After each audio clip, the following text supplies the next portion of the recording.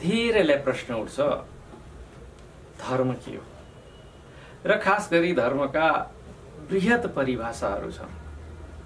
मूलतः यदि हामीले धर्मको परिभाषा मनुका दृष्टिकोणले हेर्यौं भनेदेखि धृति क्षमा दम स्थेयम 10 वटा धर्मका लक्षण हुन्। तर यहाँ महापण्डित चाणक्यले धर्मका बारेमा फरक तरिकाले व्याख्या गर्नुहुन्छ। उहाँका विचारमा चला लक्ष्मीश्चला प्राणास चले जीवित मन्दिरे चला चले च संसारे धर्मयोगको हि निश्चल। जो निश्चल छ, जो तीनै समयमा एक रूप छ, जुन सत्वमा स्थित छ, जसमा कुनै प्रकारको विचलन उत्पन्न हुन सक्दैन, निश्चल छ, त्यही नै धर्म हो भन्ने अभिमत चाहिँ धर्म एको ही निश्चल, धर्म एउटा छ, त्यो निश्चल छ। महत्त्वपूर्ण कुरा हो। धर्म कसको लागि? धर्म कसको लागि? निश्चय नै चेतनशील प्राणीको लागि। चेतनशील प्राणीको हामी तपाईँ मनुष्य। यदि मनुष्य आफ्नो सत्वमा स्थित रह्यो, धृत क्षमा दमो, ऊ क्षमावान भयो, उसले असल गुणहरूलाई धारण गर्छ, क्षमावान छ, करुणावान छ, विद्वान छ, साधना गर्छ र सबैभन्दा महत्त्वपूर्ण कुरा ऊ धर्ममा स्थित छ, स्वधर्ममा स्थित छ भनेदेखि त्यसको गति निश्चल हुन्छ। यो संसारमा लक्ष्मी आउँछिन् जान्छन्, पैसा आउँछ जान्छ, धेरै मान्छेको प्राण पनि जान्छ, हामी मर्छौँ र बाँच्छौँ पनि, र कसैको शरीर रहन्छ, कसैको शरीर जान्छ। र यो संसारमा कुनै पनि वस्तु स्थिर छैन, सबै आउने जाने भइरहन्छ। हिजो 10 रुपियाँ कमाउनु भयो, आज 5 रुपियाँ खर्च गर्नुभयो, पर्सि अर्को पनि। आज तपाईँ स्वस्थ हुनुहुन्छ, भोलि अस्वस्थ हुनसक्छ। आज तपाईँ जीवित हुनुहुन्छ, भोलि तपाईँको मृत्यु हुनसक्छ। यसो विचार गर्नुहोस् त, आजको मिति 2069 साल असार कति गते? 22 गते। 22 गते अहिले कति बजिया छ? करिब 4 बजिया छ, करिब 4 बजिया छ। ठिक्क आजभन्दा 100 वर्षपछि आजकै दिनको करिब परिकल्पना गरौँ त, 7.5 अरब मान्छे मध्येमा कति जीवित रहला? तपाईँ हामी मध्ये जसले सुनिरहेका छौँ, देखिरहेका छौँ, मुस्किलले कुनै मिराकल भएन भनेदेखि एउटा पनि जीवित रहने छैन। त्यही भएर 7 अरब मान्छेहरू सबै ध्वस्त हुनेछन्, तर 7 अरबलाई अर्काले रिप्लेस गर्नेछन्। तिनी फरक हुनेछन्, तर यो रिप्लेसमेन्टको प्रक्रिया छ नि, प्रकृतिको धर्म छ नि, ईश्वरको धर्म छ, जस्ताको तस्तै रहन्छन्। मनुष्य रहनेछन् त्यो धर्म। मनुष्यमा सत्वको चेतना रहनेछ र जति पनि मनुष्य आउनेछन् तिनीहरू विवेकशील हुनेछन्, यो पनि सत्य हो। त्यही भएर धृति धारयते, जसले चाहिँ धारण गर्छ सूर्यको तेज नै धर्म, मनुष्यको विवेक नै उसको धर्म। महापण्डित भन्नुहुन्छ कि तिमीले जुन जान्छ, आउँछ, नष्ट हुन्छ, यिनको चिन्ता गर्ने होइन। तिमीले चिन्ता के गर्ने त भन्दाखेरिमा आफ्नो कर्तव्यको चिन्ता गर्ने। यदि कर्तव्यबाट हामी च्युत भयौँ भनेदेखि सम्पूर्ण कुराबाट हामी च्युत भयौँ। हाम्रो संसार पनि बिग्रियो, परत्र पनि बिग्रियो। त्यही भएर हाम्रो लक्ष्य के हुनुपर्छ भनेदेखि स्वधर्म अर्थात् विवेकशीलता, अर्थात् जुन हाम्रो कल्याणकारी वृत्ति हो त्यसमा अवसान उत्पन्न हुनु भएन। आफ्नो धर्मप्रति निश्चय। धर्म भनेको क्रिस्चियनिटी, इसाई, क्रिस्चियनिटी, मुसलमान अथवा अरू यिनी धर्म होइनन्, यिनीहरू पन्थ हुन्। धर्म त केवल वैदिक सनातन धर्म, जसले मनुष्यत्वको कुरा गर्छ। सार्वजनिक कीट पतंग समेतको वातावरणको समेत देवहु शान्तिरन्तरिक्षगु शान्ति, पृथ्वी शान्ति, जीवित प्राणीको मात्रै होइन, जीवित प्राणी मात्रै कल्याणको कुरा गर्दैन, अपितु पृथ्वी अन्तरिक्ष जस्ता प्राकृतिक वस्तुहरूको पनि कल्याणको कामना गर्छ। तर दुर्भाग्यवश आजको मान्छेले धर्मलाई त्याग्यो। पृथ्वी प्रकृति हो, तर मान्छेले युद्ध गरिरहेको छ। युक्रेन हेर्नुहोस्, सिरिया हेर्नुहोस्, नेपालमै हेर्नुहोस्, अशान्ति छ। किनभने मान्छेले धर्मलाई रिलिजनको अर्थमा, धर्मलाई स्वार्थको अर्थमा बुझिसकेपछि त्यसको परिणति भनेको यही हो। अनित्यानि शरीराणि विभवो नैव शाश्वत नित्यं सन्निहितो मृत्यु कर्तव्यं धर्म संग्रह। शरीर अनित्य छ, कति बेला हामी मर्ने हो थाहा छैन। पञ्चतन्त्रमा विष्णुगुप्तले पनि यही कुरा भन्नुभएको छ। विष्णुगुप्त भन्नुहुन्छ कि धनात् धर्म ततो जयम, मृत्यु जहिलेसुकै मेरो शिरमा सवार छ, यसले जहिलेसुकै मेरो शरीरलाई नष्ट गर्न सक्छ भनेर धर्म गर्नु। त्यही भएर यहाँ मृत्यु सन्निहितो मृत्यु, मृत्यु जहिलेसुकै हुन सक्छ भनेर अधर्मको बाटो कहिले नलिनु। तर आजभोलि यो कुरा सुन्यो भनेदेखि चाहिँ मान्छेलाई कञ्चट तात्छ। मान्छे सबै कुरा गर्न चाहन्छ, तर शारीरिक सुखलाई, भौतिक सुखलाई, इन्द्रिय सुख चाहिँ जसरी पनि प्राप्त गर्नुपर्छ। त्यो चाहे नैतिकता हो, चाहे अनैतिक व्यवहार हो। अहिले जति राजनीतिज्ञ देख्नुहुन्छ नि, राजनीति गर्ने व्यापारीहरू, तपाईले सोच्नुभयो कि यिनीहरूले जनताको कल्याणको लागि काम गरेका छन्? होइन, आफ्नो इन्द्रिय सुखको लागि काम गरेका छन्। धेरै सम्पत्ति एकत्र गर्ने, ठुला ठुला घर बनाउने, विश्वभरि घुम्ने, धेरै विवाह गर्ने। अहिलेको जुन यो यात्रा देख्नु भएको छ कलियुगको, यसमा थोरै व्यक्ति छन् जसले विश्व कल्याणको लागि काम गरिरहेका छन्। व्यापारीले आफ्नो परिवार र आफ्नो लागि कल्याणको काम गरिरहेको, राजनीतिज्ञले केवल आफ्नो परिवार र आफ्नो व्यक्तिगत कल्याणको लागि काम गरिरहेको छ भनेदेखि तपाईले वैद्य डाक्टरहरू देख्नुहुन्छ, सबैले आफ्नै कल्याणको लागि काम गरिरहेका छन्। काम भयो भनेदेखि त्यो त उसको भाग्य हो। जुन व्यक्तिको कल्याण भयो उसले त काम गरेको पैसा कमाउनको लागि हो। यदि कुनै रोगी चाहिँ ठिक भयो भने रोगी आफ्नो भाग्यको कारणले ठिक हुन्छ। यो सुन्दा अचम्म लाग्ला, तर सत्य त्यही।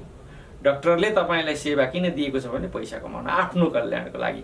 अब त्यो पैसा कमाउने क्रममा यदि तपाईको जीवन सुरक्षित भयो, तपाई ठिक हुनुभयो भने त्यो तपाईको भाग्य हो। व्यापारमा जानुस्, तपाई व्यापारमा त्यही हाल्छ। तपाई बजारमा जानुस्, उसले तपाईलाई सामान बेच्ने भनेको नाफा कमाउनु हो। तपाईले ठिक सामान पाउनु भयो भने त्यो तपाईको भाग्य हो। तपाईले आफूलाई मालिक ठान्नुहुन्छ नि, तपाई कहीँ पनि मालिक हुनुहुन्छ। तर जसले चाहिँ यो कुरालाई बुझ्छन्, जसले यो कुरालाई बुझ्छन्, यो तथ्यलाई बुझ्छन्, उनीहरूले कहिले पनि विवेक अर्थात् सर्वे भवन्तु सुखिनः सर्वे सन्तु निरामया अर्थात् सबैको कल्याण हुनुपर्छ, तिनको कल्याणमा मेरो कल्याण पनि छ र त्यो कल्याणकारी चेतना नै मनुष्यत्व हो, त्यही नै धर्म हो जने बुझेका छन् सर्वत्र समदर्शी। तिनी समदर्शीहरूले नै धार्मिक हो र सर्वसाधारणले बुझ्नुपर्छ। अन्याय गर्नुहुन्छ, अत्याचार गर्नुहुन्छ, भ्रष्टाचार गर्छौँ हामी, तर त्यसले के इन्द्रिय सुख बाहेक के प्राप्त हुन्छ?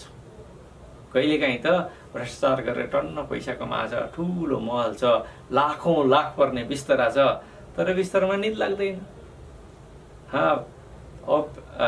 विभिन्न औषधि खानुपर्छ, इन्सोमिनियाले पीडित छन् मान्छे, टन्न सम्पत्ति छ, मनले चाहेको कुरा खान सक्दैन। के फाइदा भयो? तपाईको मेरो जीवनको अलिकति दबाई प्रयोग गरेर अलिकति अंश त बढ्ने हो। ए बाबा, जब तपाईको जीवन उद्देश्यविहीन छ, तपाईँ 100 वर्ष बाँचे पनि के, 1000 वर्ष बाँचे पनि के, यदि तपाईले आफ्नो पनि कल्याण गर्न सक्नु भएन, अरूको पनि कल्याण गर्न सक्नु भएन, तपाईको आफ्नो इन्द्रियहरूको लागि बाँच्नु भएको छ, निजी जीवनको लागि बाँच्नु भएको छ, तपाईको जीवनमा विवेकशीलता घटित भएको छैन, सम दृष्टिकोण छैन, तपाईलाई ऋषिमुनिहरूका वाक्यहरू अन्धविश्वास लाग्छन् भनेदेखि तपाईँ बाँचेको 1 घन्टा बढाएर यो अनन्त समयमा 1 घन्टा तपाईँले आफ्नो जीवनको आयु जीवनलाई बढाउनु भयो भने त्यसको के फाइदा? भोलि त तपाईँ हामी मर्नै पर्छ। सार्थक जीवन त्यो हो जसले चाहिँ कर्तव्यपूर्वक धर्मको सङ्ग्रह गर्छ। कर्तव्यपूर्वक जीवन जसले बाँच्छ नि त्यसले धर्म सङ्ग्रह गर्छ। जसले धर्म सङ्ग्रह गर्छ उसैको सार्थक जीवन। तपाईँ आफैलाई नाप्नुहोस्। हामी आफैलाई हेर्ने हो, म भन्ने हो के तपाईँ हामी सार्थक जीवन बाँचिरहेका छौँ त? ऋषिमुनिहरूका वाक्यहरूलाई, ऋषिमुनिका आदेशहरूलाई हामीले चाहिँ अन्धविश्वास भन्ने, इन्द्रियहरूका आदेशलाई, आफ्नो स्वार्थलाई चाहिँ अस्तित्व भनेर 2 घन्टा जीवन बढाएर बाँचेर फाइदा के? कुनै फाइदा छैन। संसारमा नेता भएर जन्मन कसैलाई नपरोस्। 364 दिन 12.5 15 घन्टा मूर्तिमा कौवाले हग्छ, 1 दिन सफा गरेर चाहिँ माला लगाइदिन्छ। त्यो मूर्तिलाई फिलिङ पनि हुँदैन। संसारमा सबैभन्दा दुर्दशा नेताको जति कसैको पनि हुँदैन। किनभने उसले धर्म सङ्ग्रहको लागि होइन, उसले चाहिँ इन्द्रिय सङ्ग्रहको लागि, इन्द्रिय सुखको लागि कर्म गरेको हो। यो अनित्य संसारलाई आफ्नो ठानेर उसले बिर्सेको। त्यसको फल त त्यही हुन थियो। त्यही भएर ऋषिमुनिहरूले बडो मिठो भने, बाबु मृत्यु भएपछि कुनै पनि चिन्ह नराख, जलाइदेऊ, खरानी भएर जाने। भस्मान्तम शरीरम, भस्म भयो, गयो, सिद्धियो। न कसैको चिन्ता न लालसा। त्यही भएर धर्मको कर्तव्य चाहिँ हामीले गर्नुपर्छ। जीवन्तम मृतवन मन्ये देहिनां धर्मवर्जितम मृत्यु धर्मेण संयुक्तो दीर्घजीवेन संशय। यदि जीवनमा कल्याणकारी भावना छैन, कर्तव्यको चेतना छैन भने त्यो जीवन भए पनि ऊ चल्दो पुर्जो मोटर जस्तै प्राणी हो। उसले कसैको कल्याण गर्न सक्दैन, आफ्नो पनि दुर्गति भविष्यमा हुनेवाला नै छ। त्यो यदि धर्म छैन, धृति क्षमा दमोस्तेय इत्यादि तपाईँमा चेतना छैन भने त्यो तपाईँ हिँड्दै डुल्दो साइकल जस्तै हो। साइकलले जता लगे उही ढुल्किन्छ।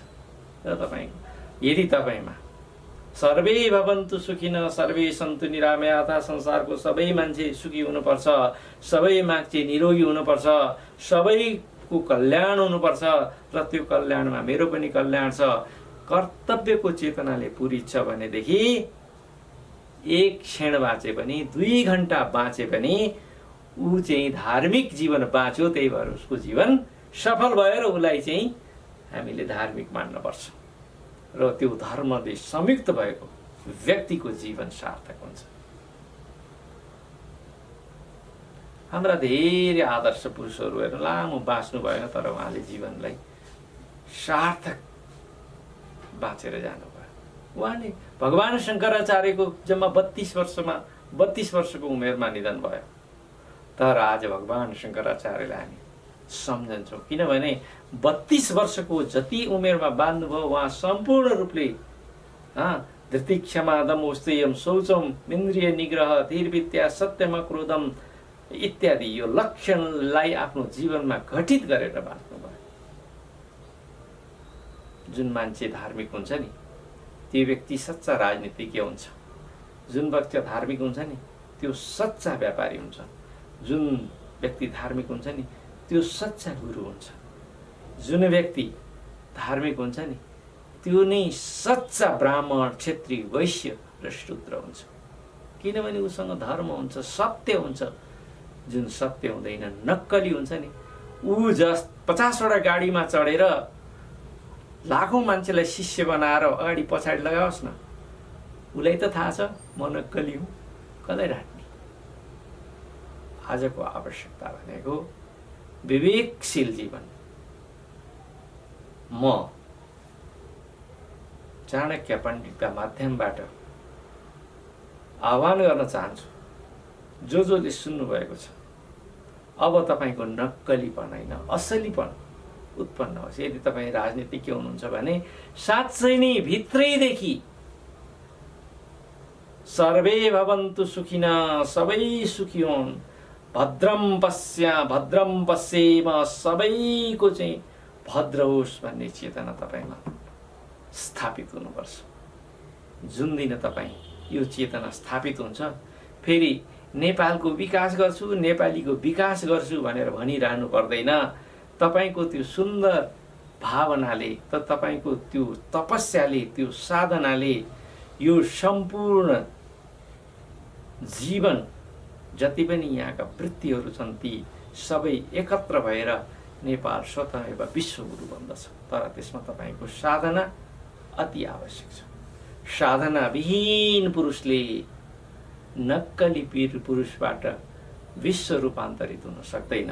आज नेपाललाई साधु पुरुषहरूको, सन्त पुरुषहरूको, सन्त राजनीतिज्ञहरूको, सन्त व्यापारीहरूको, सन्त प्रोफेसरहरूको, सन्त चिकित्सकहरूको, सन्त वकिलहरूको, सन्त इन्जिनियरहरूको आवश्यकता छ, जहाँ चाहिँ जीवनमा विवेक स्थापित होस्।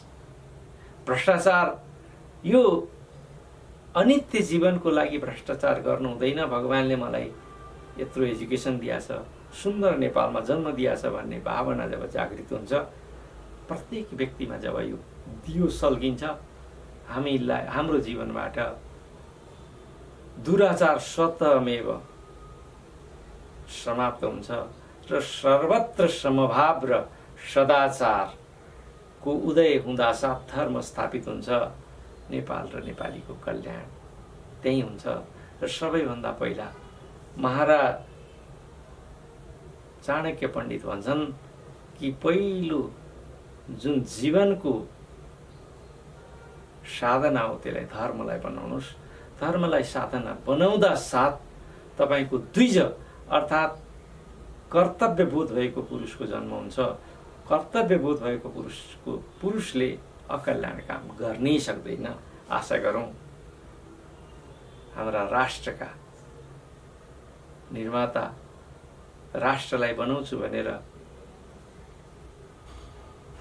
राजनीति गर्ने नेतृत्व तहमा महापण्डित चाणक्यका यी वाक्यहरू फलीभूत हौं।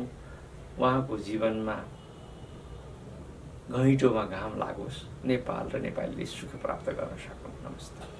यस भिडियोलाई लाइक, कमेन्ट र सेयर गर्न नबिर्सिनुहोला। फेरि यस्तै रोचक भिडियोहरू हेर्नका लागि यस च्यानललाई सब्स्क्राइब गरेर घन्टी बजाइदिनुहोला।